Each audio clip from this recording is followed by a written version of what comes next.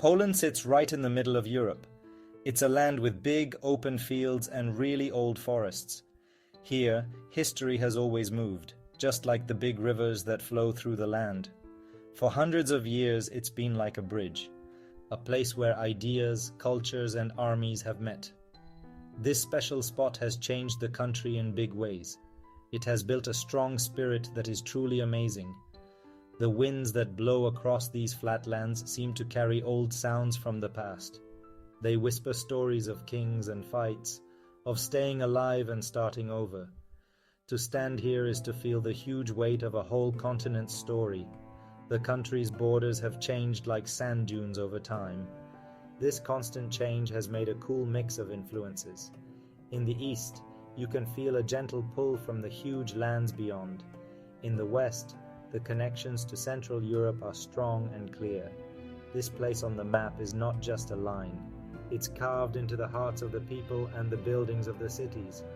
Every area tells a slightly different story. Each way of speaking has its own special tune. Poland isn't just one thing, but a collection of different parts, all tied together by a shared and often tough history.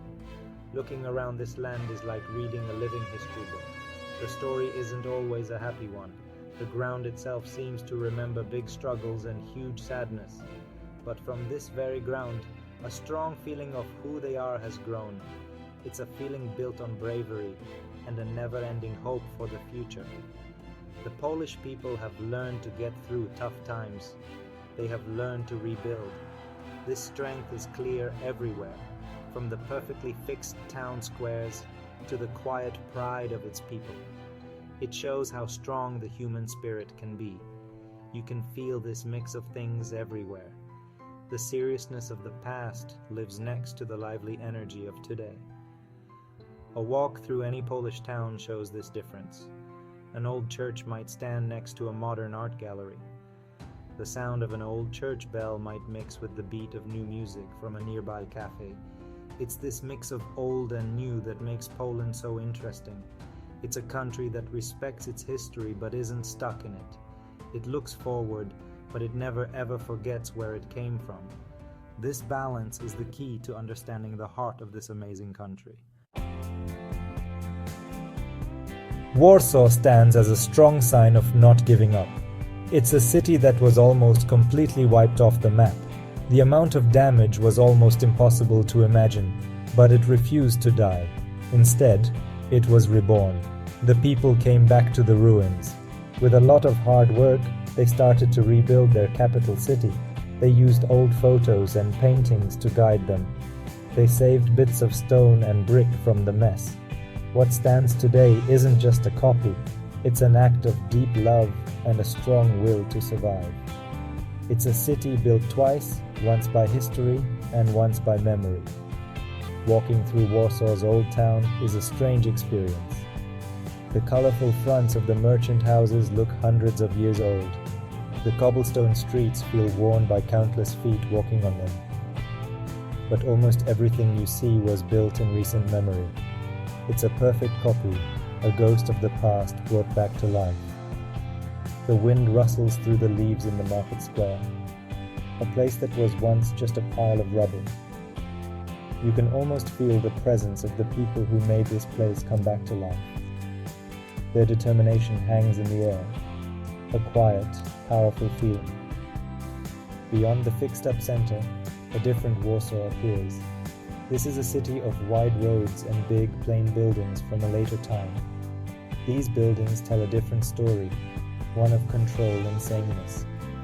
They look very different from the detailed old town. This contrast is at the heart of Warsaw's identity. It's a city with clear scars and big differences.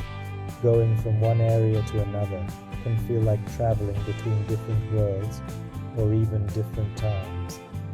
The city doesn't hide its complicated past. It shows it openly for everyone to see.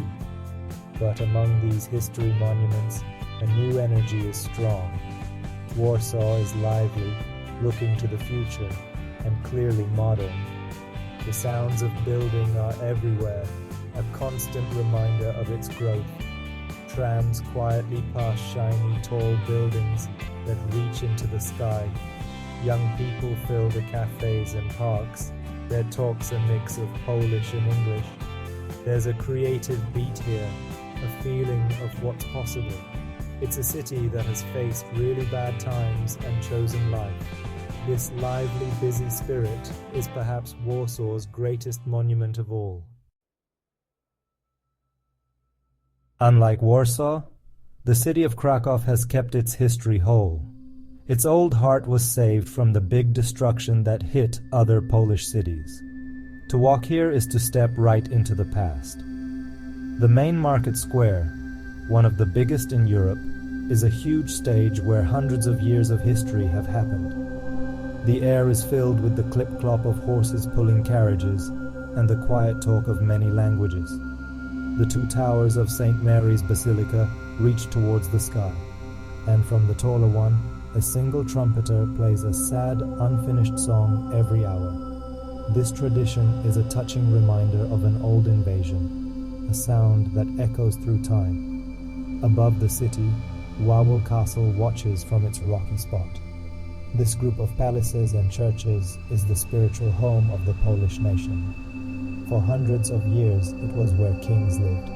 Its walls have seen kings crowned, royal weddings, and sad funerals. To walk through its courtyards is to feel the huge importance of this past. The Vistula River flows calmly below, its water showing the castle's grand shape. You can almost imagine the royal boats moving along its surface, carrying the important people of Polish history. The stones themselves seem to hold stories, whispering secrets to those who listen closely. The old Jewish quarter, Kazimierz, tells another, sadder story. Before the big tragedy, it was a busy center of culture and learning. Today, its synagogues and quiet courtyards stand as silent witnesses. There's a clear feeling of loss here, a deep sadness that stays in the narrow streets. But life has returned. Trendy cafes and art galleries now sit next to old buildings. The sounds of klezmer music float from restaurant doors, a soft but beautiful echo of a world that was lost. It's a place of memory and thinking, but also of a gentle, strong comeback. Krakow's feeling is one of magic and always being there. It feels like a city kept safe in amber. The soft glow of the street lamps on the cobblestones at night makes it feel magical and timeless.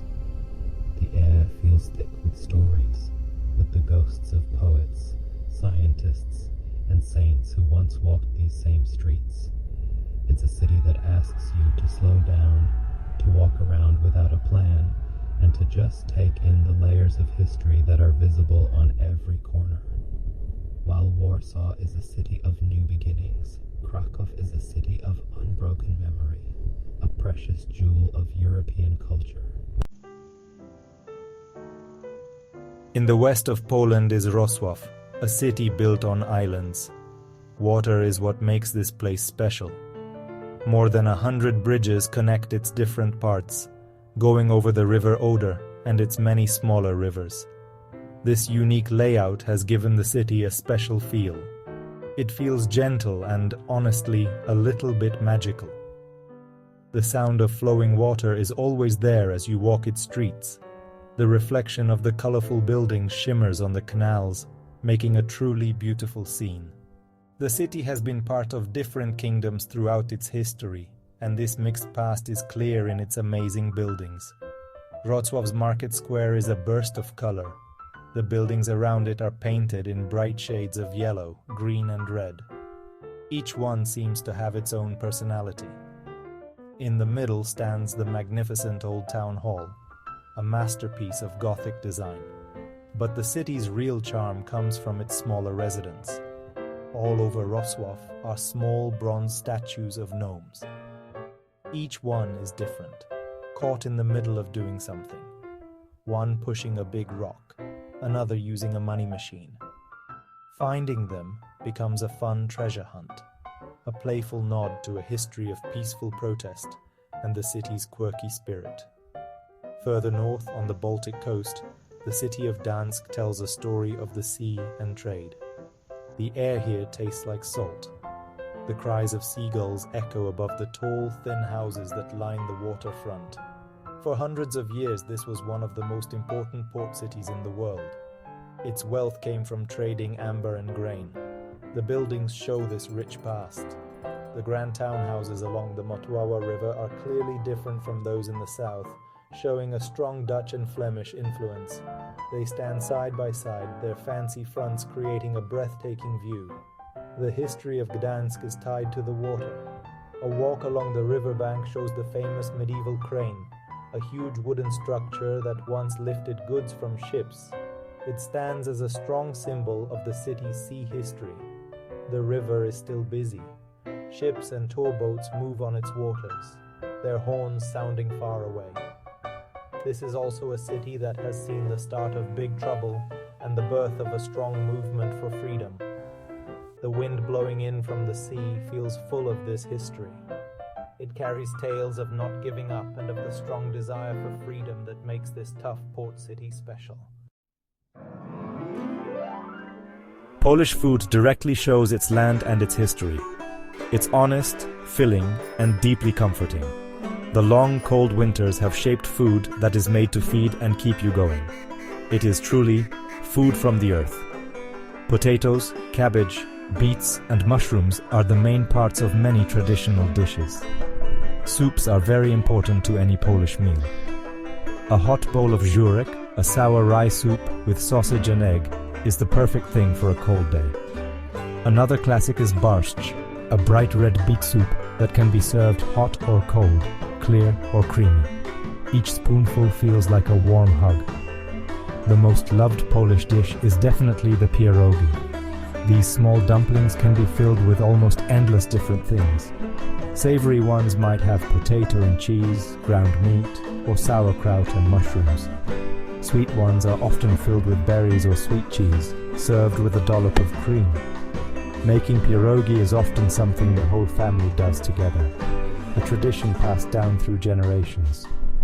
To share a plate of them, freshly boiled or fried with onions, is to take part in a ritual that is at the very heart of Polish welcome and home life. In the mountain areas of the south, you'll find a special kind of cooking. Here, shepherds make a special smoked cheese called osypek. It's made from sheep's milk and pressed into decorative wooden molds. The cheese is then smoked over a fire, giving it a special taste and a firm texture. It's often served grilled, with a side of cranberry jam. The mix of salty, smoky cheese and sweet, tart fruit is a true taste of the Tatra Mountains. It speaks of a life lived close to nature, guided by the changing seasons. No talk about Polish food would be complete without mentioning its bread and its sausages. Polish bakeries make a wonderful variety of breads, from dense, dark rye loaves to light, fluffy ones. The smell of freshly baked bread often fills the city streets in the morning. Along with this, the kiełbasa, the Polish sausage, is a national treasure. There are dozens of types, each with its own special mix of spices and smoking methods. A simple meal of good bread, tasty sausage, and a sharp pickle is a pleasure that connects directly to the soul of Polish cooking. Daily life in Poland moves to a beat that mixes old traditions with fast changes. In the cities, sleek new trams quietly glide next to older rumbling ones. They are a good and cheap way to get around the city. The money, the Polish zloty, feels solid in your hand, a sign of the country's economic freedom within Europe. While Poland is cheaper than many of its Western neighbors, it's no longer the super cheap place it once was. The cost of living has gone up, showing a growing economy and a better life for many of its people. The Polish language is a complex and beautiful thing. Its hissing sounds and tricky grammar can be hard for a visitor.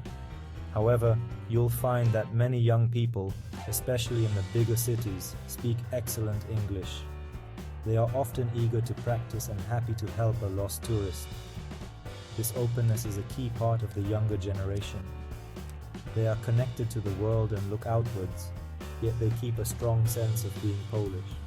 This creates a welcoming place for travelers, a bridge between cultures built on curiosity and mutual respect. Religion still plays a big role in Polish society. The church is a powerful institution, and its influence can be seen everywhere, from the many small shrines by the road to the crowded churches on a Sunday. However, its power is being questioned more and more by younger Poles. There's a growing difference between the values of the older, more traditional generations and the more open, non-religious views of the young. This gentle but steady change is reshaping the culture, creating a society that is always quietly figuring out who it is. As night comes, Polish cities show another side of themselves. The streets, which feel so old by day, come alive with a different kind of energy. Cozy bars hidden in basements, lively pubs, and modern clubs fill with people. There's a clear feeling of safety. It's common to see people walking home late at night without any fear. The atmosphere is friendly and relaxed. It's the feeling of a society that, despite its heavy history, knows how to enjoy the simple pleasures of the present moment. It's the sound of a nation at peace with itself, confidently facing the night.